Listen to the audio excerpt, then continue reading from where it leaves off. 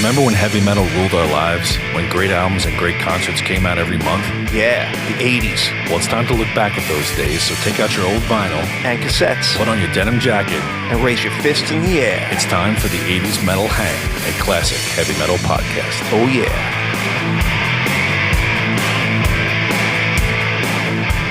This week, it's part 2 of our deep dive into September 1983 as Motley Crue, Dokken, MSG, and Y&T are shouting, breaking, destroying, and getting mean, but in a nice metal way.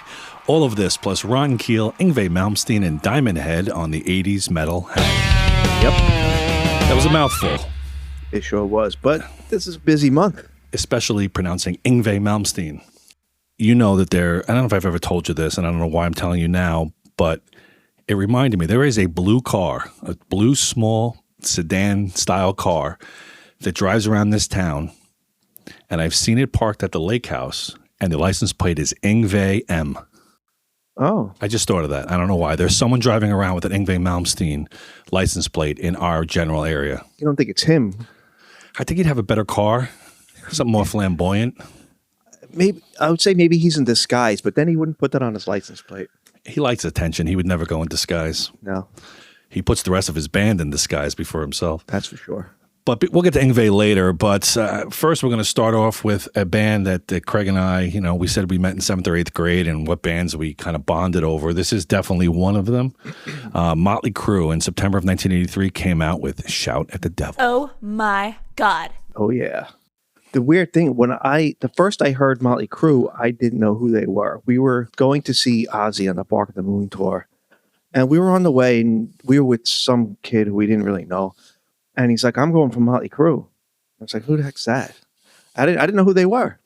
And they were opening for Ozzy, and they were there in their garb, and they were singing their stuff. And I was like, oh, wow, this is kind of cool. So that was my first taste of the Crue. Yeah, I think I may have gotten the album a little, maybe when the tour was announced. I knew that they were opening for Ozzy. I know that my mother would not let me go to the concert. Yeah. My parents weren't usually like that, but the Ozzy Osbourne had such a reputation at the time that there were so many urban legends about, because of the dove and bat thing, that he was killing dogs on stage and all these like ridiculous. So for the first time, I was met with you're not allowed to go to a show. I don't remember where I first heard Motley Crue. I do remember that if you open up the Shout at the Devil, the famous album with the pentagram on the cover, and you open up the inside cover, I remember being asked if they were all men or if a couple of them were girls. Oh, God, So really? kind of that look, Tommy Lee, if you look at the picture, he's definitely... Pretty ugly girl. Well, yeah.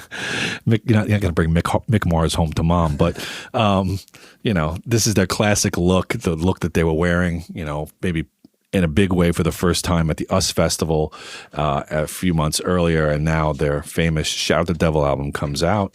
It's got Looks to Kill, the title track. It's got Too Young to Fall in Love, which was a great video.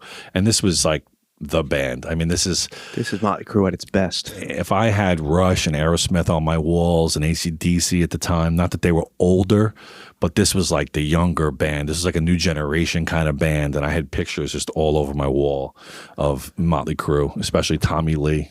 Oh, yeah. I mean, me too. We tried to dress like this in some ways. I mean, I remember I had leather gloves and I cut the fingers off and I was trying to cut holes so my knuckles would show through. It was just ridiculous, but it was so cool. Yeah, I mean, I played the basic drums back then, and I even knew a little bit of guitar. But I don't know if I had a drum hero. Like Neil Peart sounded otherworldly to me.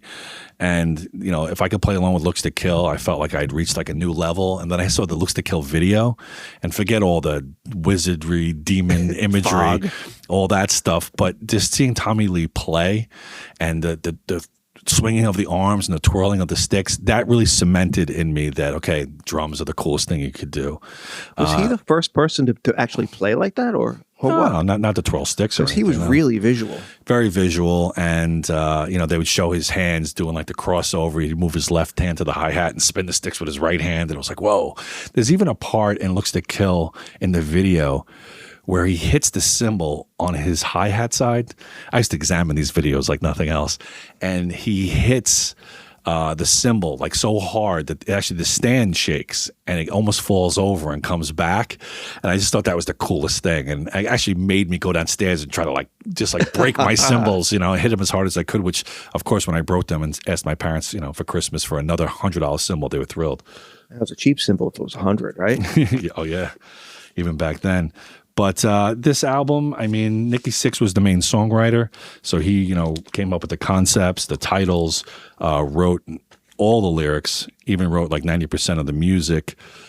I didn't like that they did a cover of Helter Skelter. I was never a fan of cover songs. That was skippable to me. Yeah, so if you take out Helter Skelter, you take out that little acoustic thing that Mick Mars does, God bless the children of the beast, and that beginning, that spoken beginning.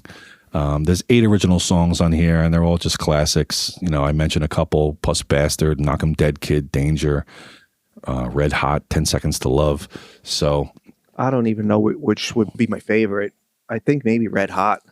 Yeah, I like, Too Young to Fall in Love was another cool video. I like Danger a lot, it's funny. Did you notice? I don't know if I probably noticed this 40 years ago, but the songs aren't in the right order on the back cover. They're just in some random order. It's not the order of the album, but the last song on the album, Danger, almost like the song On With the Show, the last song, Too Fast for Love.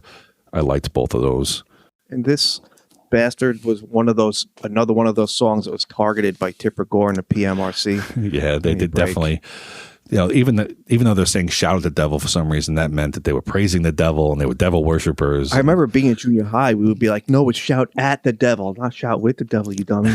Do you remember, I just thought of this, it's not even in my notes or anything, that I don't know what friends of ours would joke about this, but we would say you could judge a person, like what kind of music they liked at that time, by going up to them and saying shout, shout, shout, and then ask them what the next line is.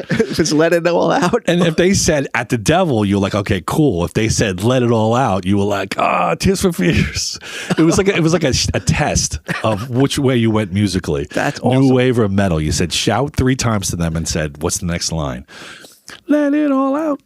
And then they were just shunned. So this album, is a platinum seller. It's only their second album.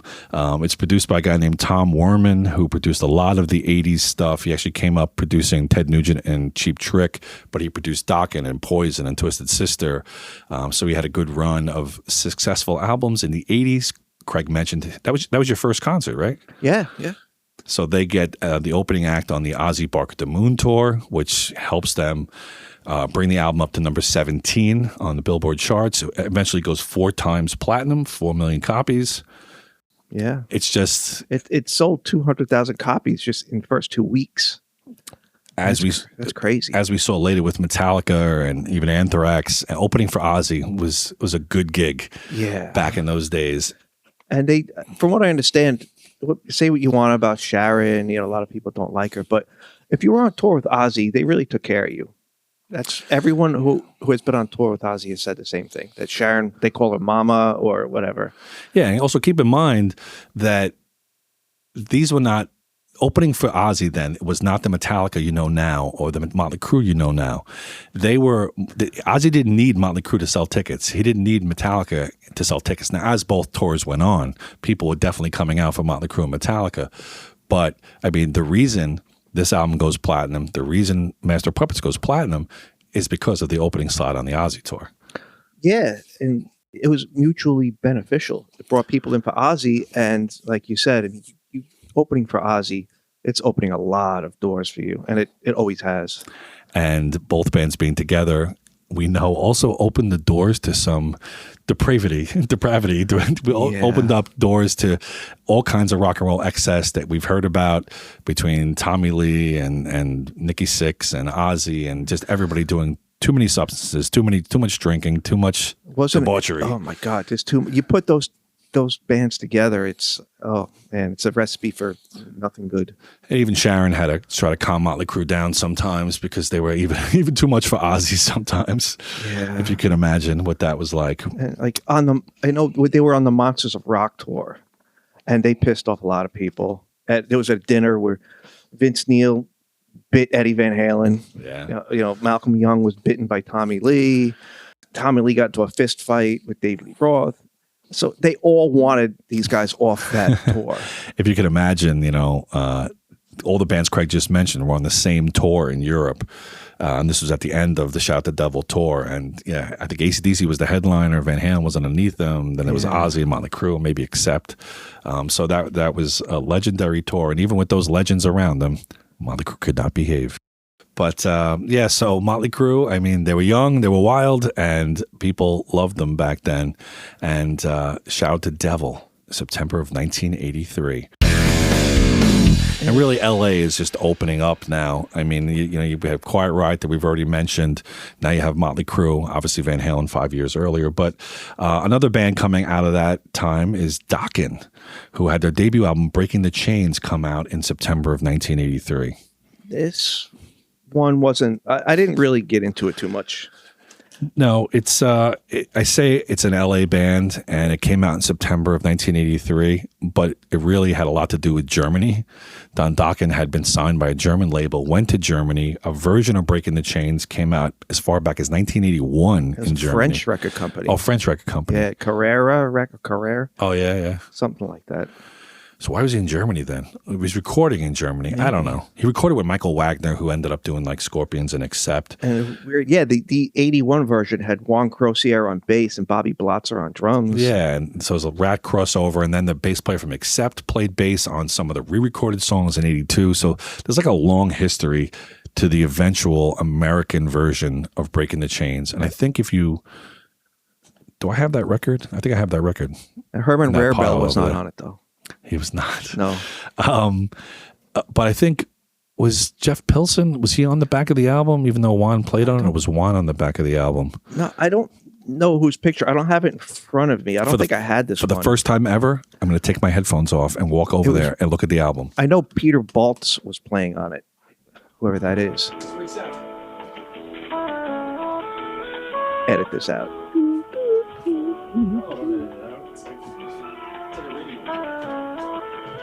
Yes. Juan Crocier is on the back of the album. We're going to cut all that out. No, right? we're not going to cut it out. We have to. It's like a radio drama. It's like listening to radio in the 40s.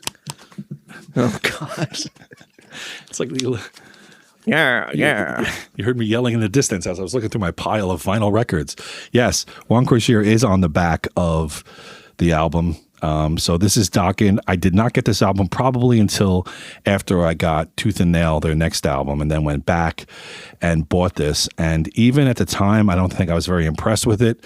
There was that video they had for Breaking the Chains. Remember that video? Kind of. They all had not that it mattered, but they all had short hair, and they were they used literal chains where George Lynch was chained to a rack, and he broke free just in time to do the guitar solo. That's still when he had his weird hair where it was dark, but on the top it looked like someone spilled paint over his head. Yes, he sprayed something, Sun-In or peroxide on the top of his head. But George Lynch was a ripping guitar player. He and Don Dokken, though, even though they co-wrote songs, could never get along. Juan Crocier obviously left and went to Rat. The only song, the first song, Breaking the Chains, still stands out. The last song was a live version of a song called Paris is a really cool solo. Paris is Burning, which the only two songs I think really ever survived into their later set lists. But so along with Mick Brown and Jeff Pilson, obviously the rest of Dokken puts out a few more albums in the 80s. But Breaking the Chains eventually went gold, but that was after their later success. The label actually wanted to drop them because the album wasn't that good. And they convinced them and said, the next one will be better, blah, blah, blah. And Tooth and Nail came out and it was better. It had a lot of hits on that one. Yeah, which was produced by that guy, Tom Werman, who did Shout at the Devil. So they became one of the big bands out of LA in the 80s. But they went on and they fought constantly. George Lynch and Don Dokken can never get along. Even in 2026, I've read articles where Don Dokken is now saying, I wrote every song. I just gave those guys credit, because we were a band. And come on, Don. You wrote the riff to Kiss of Death. You wrote. He played Mr. Scary. He came up with that. Exactly. And, but they still play shows together sometimes where George Lynch opens for Dokken, strangely enough. Have you read Don Dokken's lyrics? Which ones in particular? Any. I mean, Neil Peart, whoever you say it, he was not. Every time I hear Breaking the Chains, I just kind of laugh. I wrote these down. A recital. Go ahead. These are he's proud to say he wrote these, all of them.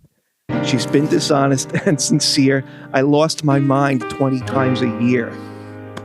That's good. I don't know what was better, the lyrics or the reading of it. I don't know. Should I put like nice music behind it? Little bongos, do a little beatnik very good poetry lyrics. night. I don't know. Maybe I'm being harsh, but every time I hear it, I was like, who told them those were good? It's funny. I mean, a lot of if you look at the album, Breaking the Chains, they have, Night Rider, Seven Thunders, Young Girls. I don't even want to read those lyrics. Stick to Your Guns. How many bands had a song called Stick to Your Guns? Live to Rock. So some of these songs did not stand up, but it got Dokken signed and they survived until album 2, Tooth and Nail, which I like a lot. Then they exploded and they were great. And then before the 80s were done, they were done. And then they go on to other things like Lynch Mob. And Jeff Pilson, the bass player, has been in Foreigner for the last 20 years. And they even had the song on Nightmare on Elm Street, Dream Warriors. Dream Warriors, yes. And Dream Warriors. What song did we play? We played The Hunter and Alone Again, right? Yeah, maybe Into the Fire also. Maybe. Those are later songs, but they were good. Into the Fire, Just Got Lucky. Yeah. They'd always have a fast song at the beginning or end of the album, like the Tooth and Nail song or Turn on the Action. They used to have like these fast songs. Turn on the Action. That was a good one. Turn on the Action. Why do I keep humming songs that we mention? One song I'm not going to hum for you, thankfully, is Y&T's Mean Streak. Oh, good Lord. You don't like them? No, I do like them, but this record is sometimes I'm going to be harsh again. I look at these bands and I don't know how this is a 5th studio album. How did they make it to 5? When they were thinking of dropping Dokken, and they at least had Breaking the Chains. There are no really good songs. The bands got chances back then. It became where your first album didn't do anything, you were gone. But most of the bands we love, even if we love the first couple albums, usually they weren't that successful. Like if you think about the first couple of Rush albums, you think about the first couple of Judas Priest albums. If you look at hair metal, like Bon Jovi, Slippery and Wet, Living on a Prayer, that was their 3rd album, So bands were given time to grow, and I guess with the business, depending on the record company, depending on how much the band was costing the record company. But Y&T had a history. They were called Yesterday and Today, and this is their 5th album, and they still haven't achieved that much success. They were a local band from Northern California. Motley Crue famously used to open for Y&T. I think some of the first Motley Crue shows, they opened up for Y&T at like the Whiskey and those places. So Y&T stuck around, and I think we ended up seeing them open for Motley Crue years later. But Mean Streak, the title track, is really the only song I knew off of this. Mm-hmm. They have a song in here called Straight Through the Heart that starts with a drum intro and kind of a halftime beat on the ride cymbal. And I couldn't help but thinking that, wait, Dio 4 months prior to this had a song come out called Straight Through the Heart that started with drums. And like, it was just as soon as it started, when I was listening to this week, I was like, Straight Through the Heart? That sounds a little bit like a Bryan Adams Dio ripoff. What? Didn't Bryan Adams also? Oh, that title, yeah. But I mean, the music, the drum intro, everything sounds the same, not to mention the title. But this album was produced by someone who's come up before, Chris Tsangarides, a Greek last name that I struggled with because he produced Anvil's Metal on Metal, and the album he produced before this was Thin Lizzy's Thunder and Lightning. So he has a couple of 82, 83 credits that we've talked about, and we actually got a comment on Spotify from someone who pointed out to me that Chris Tsangarides was also the original producer of the Blizzard of Oz album. Really? That he started recording the demos, but the band didn't like what he was doing, so they got rid of him in favor of Max Norman, who produced Blizzard of Oz. Wow. So this is a producer with a lot of credits, and thank you to Stoke the Fire, who left that comment on our Spotify page, and feel free to leave your own comment. But, this album was okay. Dave Meniketti is a great guitar player. He's got a great voice, but like Craig said, the songs just... Yeah, and they eventually did have big songs. Don't Stop Running, and what was I can't think of the other one. Lipstick and Leather? Summertime Girls? Summertime Girls was a big video, hit, yeah. But you know what? You got me thinking, I have spoke about this with people too. It's like back in those days, you had a band and you developed them. You worked with them. You didn't have a record with one hit. Or it's different now. Now you throw enough stuff at the wall and something's going to stick. You just want that one hit, and that's it. But back then, you're right. You worked with people until, if you believed in them, until they got that song. So you could have a point there, but still.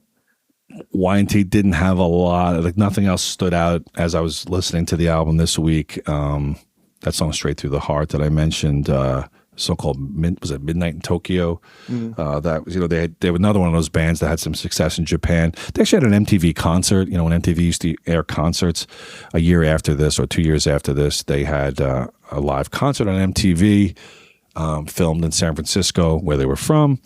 And sadly, everybody other than Dave Meniketti, who was in the band this time, has since died. Phil Kennemore and Leonard Hayes and Joey Villas. Yeah.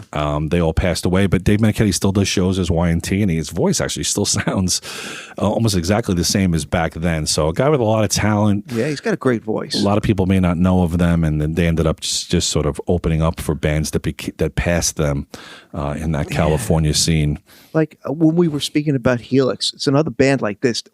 They just opened for everybody. They never really headlined as far as I know, but. Yeah.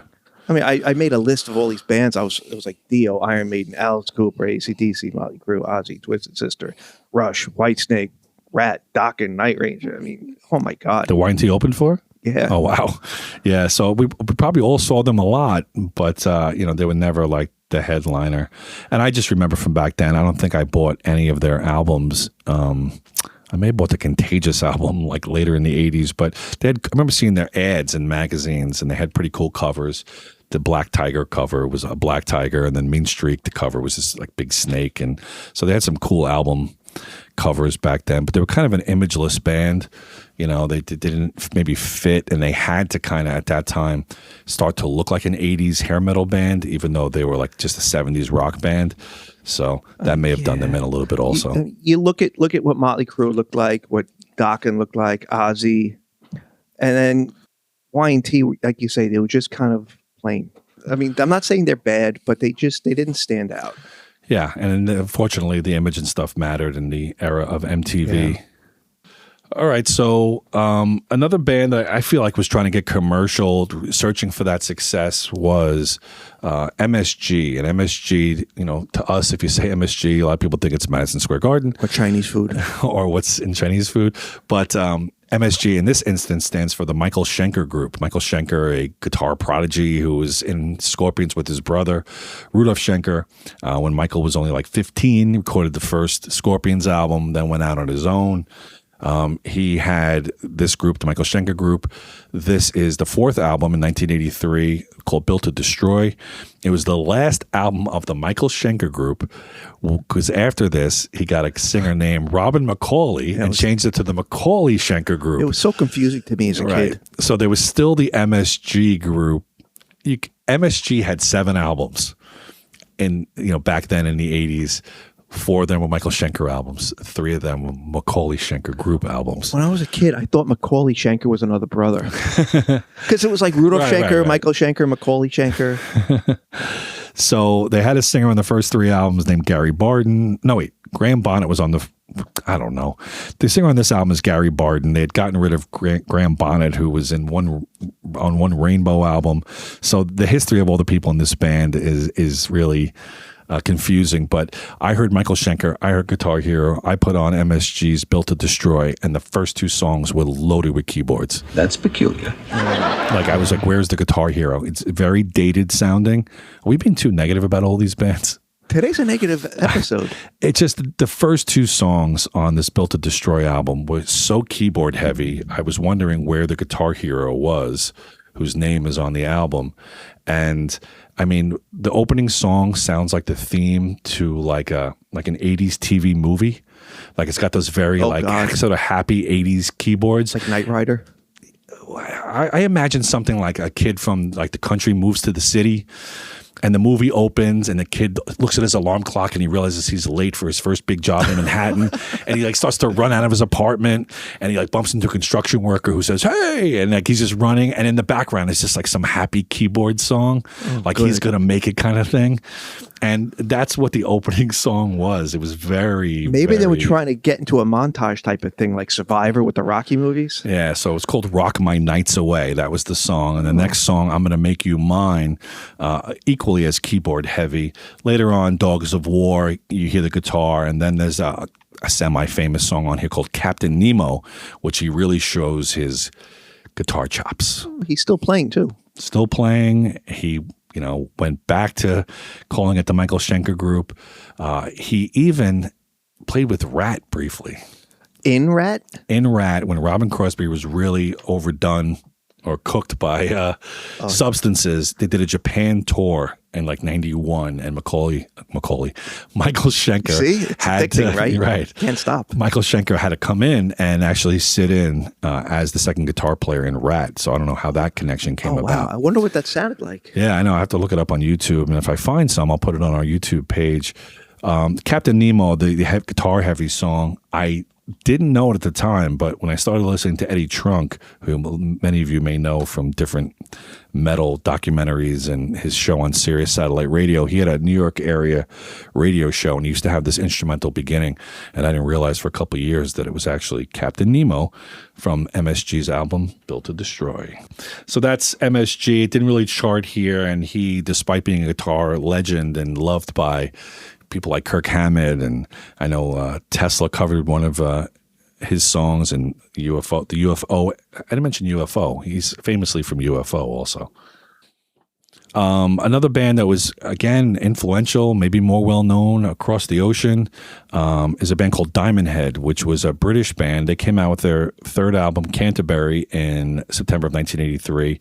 And the only way maybe people might know them is they wrote songs called Am I Evil, Helpless, The Prince, and It's Electric, all four of which have been covered by Metallica. So Am I Evil is probably the most famous one. But they were a band, first album comes out in 1980, and they were the next thing. They were right on par with Iron Maiden and Def Leppard as the new wave of British heavy metal, but they never toured America. They never had proper management, and they kind of just got forgotten about. So even though we didn't hear about them here, they definitely influenced Metallica and other heavy bands.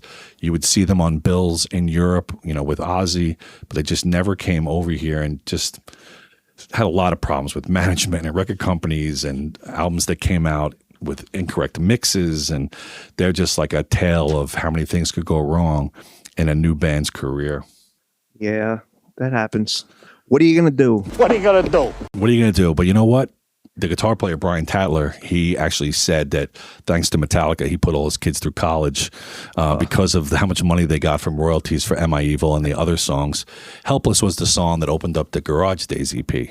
Really? Helpless, yeah, that was a good one. I remember Am I Evil? I never knew that was not Metallica back in the days. But yeah, back in the day, they cover songs, and you look at the credits, and who is this band? Diamond Head. Yeah, so it's written by Brian Tatler, the guitar player who's in Saxon, I just said, and Sean Harris, who was their singer, and they actually came out on stage with Metallica a couple of times. The album went to 32 in the UK. It was produced by this guy, Mike Shipley. And the only reason I'm bringing that up is he was actually the engineer on Def Leppard's High and Dry and Pyromania. So they had talented people behind them, but just couldn't make it work. And if you read up on them, I think it was the singer's mother and one of her friends were their managers. They never went and got proper management. Never a good idea. So that may have been something that held them back. Also coming out with an album this month. I don't know, Aldo Nova. Should we bring that up? I don't know. I thought when I put it on the list, I thought this was the album that had the fantasy song, but this is actually the album after it. What was it called? It was self-titled, Aldo Nova. Oh. Yeah. Subject, Aldo Nova. He was Canadian. He had that song, Fantasy. This album actually went gold. Went as high as number 56 on the Billboard charts. And we have to always mention the Long Island connection. It was recorded on Long Island. You know what else? There were these kids who played in the basement, and we tried to play fantasy. Did we ever succeed? I don't think so. We had a dual axe attack back then. So Craig was only one of two guitar players, and our other guitar player, he was like obsessed with Aldo Nova. He loved that Aldo Nova album and was just wanted us to add fantasy to our set. So we're like, all right, we'll throw fantasy in this somewhere. It was recorded on Long Island, two studios I never heard of. We were kind of too young to even consider being in a recording studio, but Kingdom Sound It was Syosset in a Boogie Hotel in Port Jeff. And another Long Island connection is the drummer on this album, Chuck Berge, was a Long Island guy, and he played on he was in Rainbow on the Bent Out of Shape album, Street of Dreams. So he actually played on 2 albums that came out in September of 1983. Good, Chuck. Good for Chuck. Oh, yeah. And Chuck didn't know back then in 1983 that he would be in Billy Joel's band someday. You never know. It's a good gig, man. You never know. It's a good gig. Play Madison Square Garden once a month. I know. He's still playing there, right? Well, every month? He's injured. He's on the injured list right now, Billy Joel. Technically, so he would hasn't. be. I guess, yeah. He plays that? stadiums whenever he wants, just picks a stadium somewhere in the country Can you imagine being and like plays that? there. Yeah, it must be great. I'm sorry. I apologize. But I happened to be looking up music history in September of 1983. And you know what the number 1 song was for the last week of September 1983? Number 1 Billboard Top 100 chart. Oh, my God. It has a connection to what we're talking about. Betty Davis Eyes. No, that's a great classic song, though. Who's that? Kim Carnes? Oh, We're the Kids in America? No, that's Kim Wilde. Kim Wilde, different Kim. No, but the connection to this Aldo Nova discussion is the number 1 song was Tell Her About It by Billy Joel. I'll tell her about Yes. And Chuck Berge probably heard that song when he was recording for Rainbow and Aldo Nova and didn't know that someday he would be in a band with that guy singing the terrible song Tell Her About It. And one more band we have to not gloss over, but Steeler. We're going to talk about Steeler. They were only around for like a year, 1 record, but they're worth bringing up because they had some big names. We got Ron Keel and the aforementioned Yngwie. We promised we'd get to Yngwie, and now we're here. This is his first recording ever, you think? First, album? I'm not sure. I think so. Yeah, I think so. Because he goes to Alcatraz for a while after this, right? Yes, he went to Alcatraz. And then his solo career. Then he was kicked out of Alcatraz and replaced by Vi because, he's Yngwie. Right. That's what he does. He can't get along with people. No. But then again, he's a great guitar player. He is. There's only so much I could listen to him at one sitting because that's a lot of notes to process. Yes. But yeah, Yngwie and Ron Keel, he went on to form Keel. And he had the song, Right to Rock, which everyone probably listening to this knows. And I wonder if they took their name. We talked about the band Exciter a few episodes ago, who I was thinking took their name from a Judas Priest song, Exciter. Judas Priest's album, British Steel, the last song on side 2 is Steeler. I wonder if that's where they chose this name from. They didn't really make much of a mark. I remember hearing about them back then. I never had the album, Steeler album. Anyone else in that band that have... Jeff Scott Soto. Oh, later on. Yeah. But the significance of this album is that it brought about Ron Keel and Yngwie. And Yngwie is just massively popular with guitar players. Yeah. He's got 22 albums spanning 40 years. It's all the same neoclassical shredding. Yeah, and this album was on Shrapnel Records, so that was a label that became known for shredder albums. So Yngwie fit right in with that. And yeah, I didn't really know many of these songs. I don't know any of them. It was their only album, right? Studio album. Yeah, they were on some only one. Compilations, some of those Metal Massacre, Metal Blade compilations. They had a song on, but that was it. That was it for Steeler. So a month of September that was packed with the biggest bands, whether it was Motley Crue or Black Sabbath or Kiss, down to the beginnings of some people like Ron Keel, Yngwie Malmsteen, and others. So pretty good. You got that right. You got that right. And as of September of 1983, Ozzy is recording his album Bark at the Moon, which will come out later in the year. But we want to remind you that we're going to do a very special episode, our 11th episode that's going to air on July 21st. And what is it going to be about? It's going to be all about Ozzy. Ozzy in the 80s. Oh, yeah, because, without Ozzy, can you imagine if we never had Ozzy or Sabbath or whatever he was involved in? It's just, he has such an impact on everything. Not even just metal, but everywhere you go, you hear Crazy Train. And it's not as if we're the hugest Ozzy fans, like it's both of our favorite, artist or band of all time. But we can't do these episodes without them intertwining with Ozzy somehow. Whether it's Motley Crue opening for him, or Rudy Sarzo playing for him, or Metallica's going to open for him, or hey, look, Jakey Lee was in Rat, now he's in Ozzy. It's like the center median in this heavy metal highway. It's not objective. Heavy metal highway. I don't know why I said that. Highway to hell? Hey, that's even better. You have to objectively say that Ozzy had such a huge impact. Love him, hate him, despise him, think he's the devil, whatever. Everyone knows who he is. Everyone knows who he was. Yeah, so look for our next episode, which will be Ozzy in the 1980s. And Rob may bite a head off a bat live in a podcast. Awesome. I can't wait. Oh, yeah. Yummy. With MSG. Monosodium glutamate. So we started this last episode asking each other random questions that neither of us, have seen. So we're going to try and do it every week. I think it's kind of fun. Yeah. So what do you got? All right. You ready? Yeah. All right. You remember the famous Michael Jackson song, Beat It? Yes. Famously, the guitar solo was played by Eddie Van Halen. Yes. If you had to pick another guitar player to play that solo, like if Eddie had been sick that day, who would you choose? It has to be like realistic, like someone who was around in 83 that would have been well known enough to be considered. Oh, I didn't think of that. Like, I'm trying to, Yeah, sure, why not? So I'm Quincy Jones. It's 1983. Okay. Eddie can't come. He's sick. He's sick. So now I got the runs. Start looking through my Rolodex and thinking, who's a ripping guitar player in 1983 that could hit this solo?